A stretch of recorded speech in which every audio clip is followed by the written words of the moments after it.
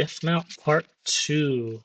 Um, this was kind of a challenging session. I thought I could lower the jack that was sort of holding the diff up in support, and then also removing the two bottom Allen keys that were holding the two bottom diff brackets in place, and sort of just hang from the single top diff steel the top hole in this diff to sort of pivot and then tap the threads in the diff.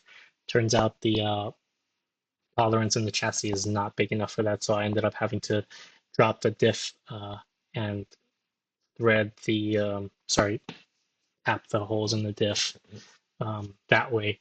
I ended up, please do not try this. I got a little impatient and this was not the right way to do it, but I ended up dropping the diff myself on the jack, threading it, and then raising it up myself, single person. It was kind of difficult and a little bit dangerous to do. But I ended up getting it up after I tapped the threads on the diff and I cleaned the bolts, the two bottom bolts.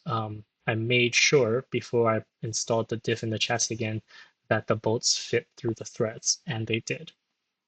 Once I got the diff back up in the chassis with Allen keys and the steel rod, I reinstalled the left side bolt, which again went pretty smoothly. And the right side one gave me a tough time yet again, even though I had tapped and cleaned the threads. So I pulled the bolt out and I noticed the very first, where the thread starts, one of the threads had bulged from me trying to force it in previously. So I tried to clean that a little bit, but it didn't really work out, and I just got frustrated and I thought I'm gonna give it another shot. I ended up sort of forcing it, and after it got past another two turns or so, it went smoothly after, and it went all the way in. I torqued both bolts to 81 Newton meters with the proper washers in place.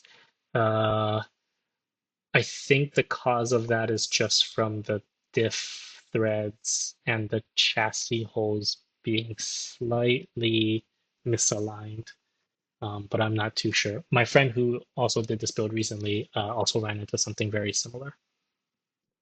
So anyways, I torqued both sides up to 81 Newton meters, and then I tried to install the top bolt, which just goes through the two holes in the chassis and the diff body without any threads. You put a nut on the other side where it comes out, but I couldn't get it perfectly aligned. I looked through the holes and it looked aligned enough, but the tolerances are very tight. So I will have to come back another session and try this.